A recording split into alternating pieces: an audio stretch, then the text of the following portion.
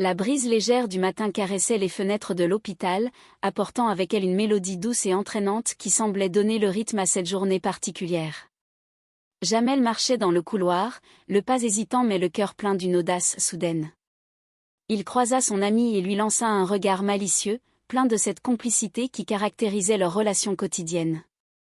Il lui demanda si cela l'intéressait de faire un petit tour de poney avec lui, une proposition farfelue qui reflétait parfaitement son humour décalé. Sa collègue, habituée à ses excentricités, le regarda avec un sourire moqueur et lui demanda s'il s'était enivré, ce à quoi il répondit par l'affirmative avec une honnêteté désarmante, avouant qu'il avait bu un tout petit peu. S'amusant de la situation, elle fit remarquer que dès que le berger s'absentait, les aristocrates reprenaient le contrôle du chariot. Jamel, ravi de voir que son humour fonctionnait, lui conseilla d'aller l'attendre dans la salle de garde car il lui réservait une petite surprise. Surprise par cette attention, elle lui demanda si c'était vrai, et il le lui jura solennellement avant de lui dire de filer et de se préparer. Se retrouvant seul un instant, Jamel laissa échapper un soupir de découragement, s'exclamant qu'il était profondément dégoûté car il sentait qu'il n'avait plus aucune cote auprès des femmes.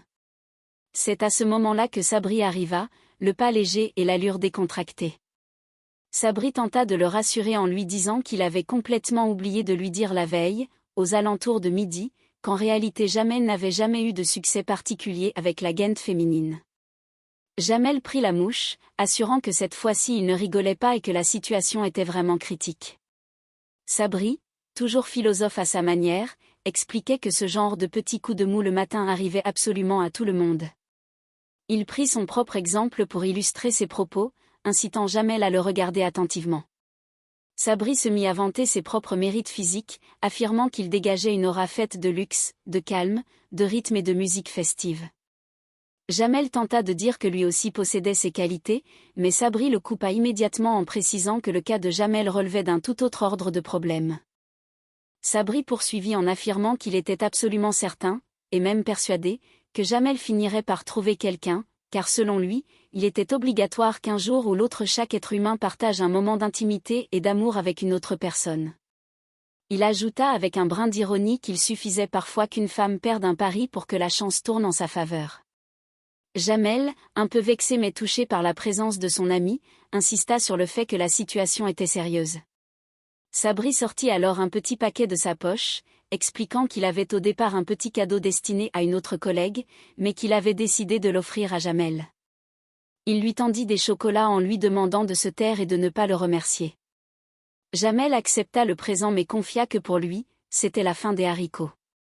Sabri, faisant preuve d'une grande générosité et d'une vraie solidarité amicale, tendit la main vers lui et se déclara prêt à l'aider, affirmant sa présence indéfectible. Jamel, dans un élan de mélodrame humoristique, déclara qu'il aimerait bien un pistolet pour le placer au niveau de son thorax et faire feu. Sabri le gronda gentiment, lui répétant qu'il trouverait forcément chaussure à son pied, prenant l'exemple des parents de Jamel pour prouver que tout était possible dans la vie, puisque même son père avait trouvé sa mère. Pendant ce temps, dans une autre aile de l'établissement, le professeur Strauss menait ses consultations d'une manière pour le moins théâtrale. Un patient se plaignait douloureusement, expliquant que depuis son opération, il souffrait atrocement et qu'il lui arrivait même de vomir du sang lorsqu'il essayait d'enfiler ses chaussures. Le professeur, l'air détaché, lui demanda de ne plus bouger, de lever les bras et de pencher la tête. Après une brève observation, Strauss décréta que rien ne allait et que le patient représentait le pire modèle artistique imaginable, affirmant même que le grand peintre Géricault n'aurait absolument rien pu tirer de ses chairs molles. Le patient, excédé, s'exclama qu'il était venu uniquement pour se faire soigner et qu'il se moquait éperdument de l'histoire de la peinture.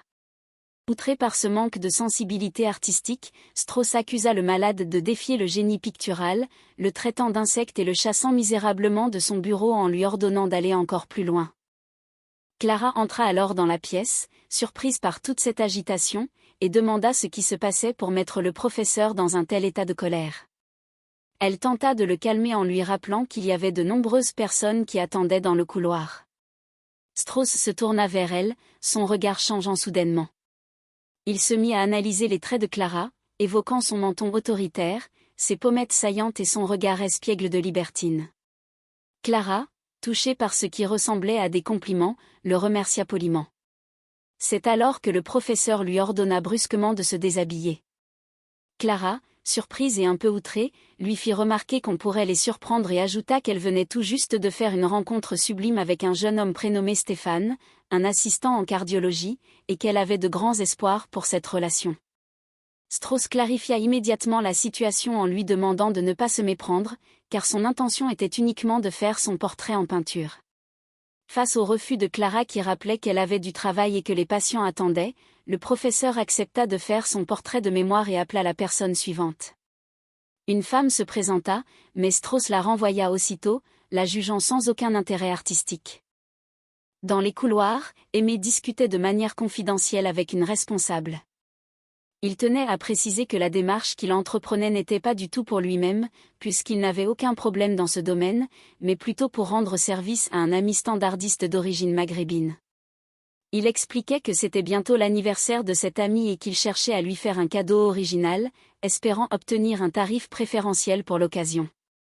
La responsable lui répondit fermement qu'il s'agissait d'un forfait fixe et que tous les frais de la soirée resteraient entièrement à sa charge. Aimé compara cela de manière amusante à un forfait de ski et supposa que les frais ne seraient pas excessifs si l'ami en question l'emmenait simplement manger dans une chaîne de restauration rapide. Intrigué par la liste des intervenantes, Aimé demanda pourquoi elles portaient toutes des noms de code de guerre. La responsable lui révéla que c'était une idée originale du professeur Strauss, qui avait été leur tout premier client. Aimé se décida finalement pour une formule appelée la Kosovo, demandant la référence du service. La responsable lui expliqua que le code signifiait 15 000 francs pour le week-end. Impressionné par la somme mais désireux de faire plaisir, Aimé qualifia cela de très beau cadeau et demanda s'il était possible d'étaler le paiement sur une année entière, assurant que son ami ne regretterait pas cette surprise. Au moment de partir, la responsable lui demanda sa carte bancaire pour enregistrer l'empreinte de paiement. Aimé réalisa soudainement avec humour que c'était lui qui allait devoir régler la facture, et il tenta en souriant d'obtenir des échantillons gratuits. Le jour suivant, l'effervescence montait autour de l'exposition de peinture organisée au sein même de l'hôpital. Sabri croisa une collègue et lui demanda si elle venait pour l'événement, l'avertissant qu'elle était un peu en avance puisque le vernissage n'avait lieu que d'ici 2 jours. Il plaisanta sur le fait qu'elle choisissait délibérément de patienter ici pendant 47 heures. Devant l'étonnement de la jeune femme, Sabri s'étonna qu'elle ne soit pas au courant de l'exposition du professeur Strauss intitulée Du scalpel au pinceau. La collègue expliqua qu'elle avait simplement rendez-vous avec Stéphane, l'assistant en cardiologie. Elle confia qu'ils n'étaient pas encore officiellement ensemble mais qu'elle pensait tenir là une excellente opportunité amoureuse. Sabri l'encouragea chaleureusement, affirmant que les choses allaient se faire naturellement. Le professeur Strauss arriva, saluant l'assemblée d'un ton théâtral, saluant les hommes et les femmes présents ainsi que Sabri qu'il qualifia de jeune mécène. Lorsque le tableau représentant Clara fut dévoilé, cette dernière poussa un cri de stupeur face à ce qu'elle considérait comme une horreur, réalisant avec effroi que la figure peinte était la sienne. Sabri, au contraire, trouva la ressemblance frappante et tenta de la rassurer. Strauss expliqua fièrement que son art avait pour but de déranger et que c'était tout à fait normal. Sabri ajouta, pour consoler Clara à sa manière maladroite, qu'on reconnaissait bien en elle la jeune femme un peu triste qui cherchait désespérément un compagnon mais qui cachait un tempérament bien trempé. Clara s'indigna, affirmant que cela ne lui ressemblait pas du tout et qu'elle interdisait formellement au professeur d'exposer cette œuvre. Strauss, se posant en artiste incompris, s'exclama qu'on tentait de faire taire son génie face aux vieux principes de l'académie. À ce moment-là, Stéphane passa dans le couloir et Clara tenta de l'aborder poliment, mais elle fut perturbée par la vue du tableau. Aimé arriva pour distribuer des invitations pour le vernissage de la semaine suivante, insistant auprès des collègues pour qu'ils viennent nombreux car il avait déjà préparé un grand buffet de fruits de mer. Le professeur Strauss confia à Sabri sa certitude que cette exposition ferait de lui un artiste mondialement célèbre et un homme fortuné. Sabri flatta le professeur, lui racontant qu'il avait développé sa sensibilité artistique dès son enfance dans les centres de vacances, notamment lors des ateliers de peinture sur soie, affirmant avec humour qu'il avait été le meilleur de sa catégorie en appliquant la peinture directement sur son propre corps plutôt que sur le tissu comme les autres enfants. Aimé se retrouva ensuite face à un jeune homme prénommé Faudel pour faire les présentations. Le professeur Strauss s'invita dans la conversation, demandant l'âge de Faudel. En apprenant qu'il avait 24 ans, Strauss se remémora avec nostalgie sa propre jeunesse, évoquant les fêtes de l'époque qui duraient jusqu'au petit matin. C'est alors qu'une jeune femme ravissante fit son entrée. C'était Vanessa, présentée par Aimé comme sa cousine venant de province, changeant plusieurs fois de ville dans son explication avant de mentionner Béziers. Strauss fut immédiatement charmé par son élégance et se présenta galamment. Aimé expliqua discrètement à Sabri qu'il souhaitait lui présenter Vanessa pour qu'il lui rende service en lui faisant visiter la capitale, puisque lui-même était de garde ce soir-là. Sabri accepta de devenir son guide, et Strauss tenta de s'immiscer en proposant des sorties nocturnes plus audacieuses, ce que Vanessa déclina poliment.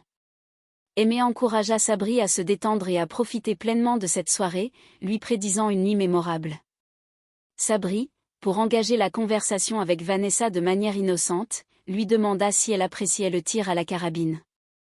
Plus tard, Clara tenta une nouvelle fois de convaincre le professeur Strauss de retirer le tableau la représentant, expliquant qu'elle était en pleine phase de séduction avec Stéphane et qu'elle ne voulait absolument pas qu'il voie cette œuvre.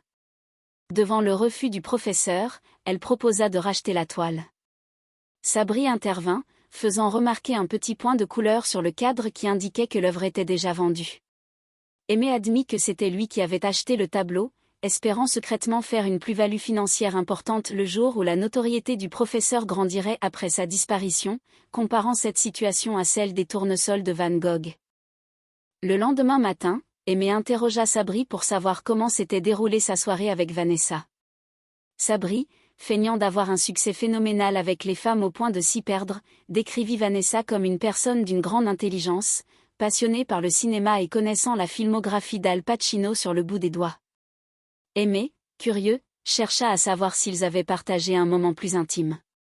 Sabri s'offusqua de la question, expliquant qu'il respectait trop Vanessa pour précipiter les choses le premier soir, et qu'il envisageait de l'emmener d'abord au cinéma puis au restaurant avant d'envisager des marques d'affection. Aimé apprit alors à Sabri que la jeune femme était censée être déjà repartie pour sa province et que toute cette histoire devait s'arrêter là. Cependant, Sabri lui annonça avec joie qu'ils avaient de nouveaux rendez-vous le soir même dans un club de jazz, car Vanessa lui avait demandé l'autorisation de le revoir. Pendant ce temps, un drame artistique secoua l'hôpital. Le professeur Strauss découvrit avec effroi que sa plus belle toile avait disparu de l'exposition. Il soupçonna immédiatement un cambriolage par la fenêtre de la cuisine dont la vitre avait été brisée. Sabri tenta de le consoler en disant que le vol d'une œuvre faisait grimper la cote de l'artiste. Strauss, loin de se laisser abattre, déclara qu'il gardait tout dans sa mémoire et qu'il allait repeindre le portrait de Clara à l'identique, proposant de transformer l'œuvre en une scène classique et lyrique où Sabri figurerait également comme un personnage angélique. Sabri se montra enthousiaste à l'idée de devenir un séraphin sur la toile. De son côté, Aimé retourna voir la responsable de l'agence pour obtenir des explications, se plaignant que Vanessa et son amie avaient passé 4 heures à faire du tir à la carabine au lieu de ce qui était initialement prévu. La responsable lui rappela que l'agence s'adaptait toujours aux désirs des clients et que les discussions n'étaient pas interdites. Aimé et la responsable cherchèrent une solution pour annoncer la vérité à Sabri sans le blesser, car ce dernier traversait une période fragile. Ils décidèrent de prétexter un départ soudain et définitif de Vanessa vers une province éloignée après une toute dernière soirée. Lors d'une nouvelle séance de pause, Strauss demandait à son modèle de ne pas bouger pour pouvoir restituer chaque détail avec la précision des grands maîtres hollandais. Sabri arriva ensuite, rayonnant de bonheur, et raconta à Aimé les détails incroyables de sa deuxième soirée avec Vanessa. Il expliqua qu'elle avait été d'une ponctualité parfaite et qu'elle l'avait emmené dîner dans un restaurant de très grand luxe dont les menus affichaient des prix vertigineux. Sabri confia avoir dégusté de nombreuses langoustes et précisa que tous les frais avaient été pris en charge par la société de Vanessa. Il ajouta qu'ils avaient ensuite passé la nuit dans une suite d'un hôtel prestigieux, où ils avaient partagé un bain mémorable au champagne. Sabri exprima sa tristesse de la voir repartir, envisageant même de demander sa mutation professionnelle pour la rejoindre.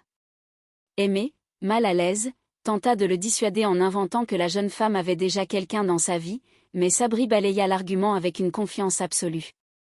Le soir du vernissage de la nouvelle fresque collective, l'ambiance était festive.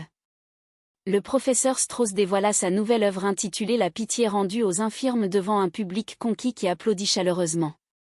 Clara fut ravie de constater que son portrait la mettait cette fois-ci en valeur de manière très avantageuse et s'empressa d'attirer l'attention de Stéphane sur l'œuvre. Stéphane, impressionné par la beauté de la peinture, exprima le souhait de l'acheter pour l'offrir, et Strauss accepta de lui céder pour la somme de 15 000 francs. C'est alors qu'Aimé reçut le rapport détaillé d'un détective privé qu'il avait engagé pour suivre les déplacements de Vanessa afin de comprendre la situation. Le rapport indiquait que la jeune femme avait enchaîné les rendez-vous professionnels tout l'après-midi dans des hôtels de prestige de la capitale avec différents hommes d'affaires. Aimé réalisa la véritable nature de la profession de Vanessa. Il retrouva Sabri pour essayer de lui remonter le moral, lui rappelant qu'il avait tout de même vécu des moments magiques et exceptionnels. Sabri, loin de penser à lui-même, confia qu'il était malheureux pour Aimé car il avait une terrible nouvelle à lui annoncer concernant sa prétendue cousine. Avec beaucoup de ménagement et d'émotion, Sabri finit par révéler à Aimé ce qu'il avait découvert par le biais de ses propres recherches, confirmant la vérité sur l'activité de Vanessa. Dans les couloirs de l'hôpital, Clara croisa Stéphane pour le remercier d'avoir acheté le tableau. Stéphane lui annonça alors une nouvelle qui la bouleversa profondément. Grâce à cette démarche, il avait fait la rencontre d'une autre collègue prénommée Bénédicte et il vivait désormais une véritable histoire d'amour née d'un coup de foudre. Clara, dissimulant sa peine derrière un sourire forcé, réalisa qu'elle s'était trompée sur ses espérances. Enfin, Sabri se rendit auprès de la responsable de l'agence pour exprimer son désarroi face à la disparition de Vanessa, expliquant qu'il se sentait totalement perdu sans elle. La responsable lui annonça gentiment que Vanessa avait choisi de partir s'installer définitivement à New York pour y commencer une nouvelle vie. Voyant la tristesse de Sabri, elle lui proposa de lui présenter une autre personne de leur entourage, une femme au grand cœur qui, en raison d'un petit différend financier avec leur établissement, mettait beaucoup d'application et de bonne volonté à rendre les gens heureux autour d'elle, redonnant ainsi un élan d'espoir et une touche de gaieté à toute l'équipe.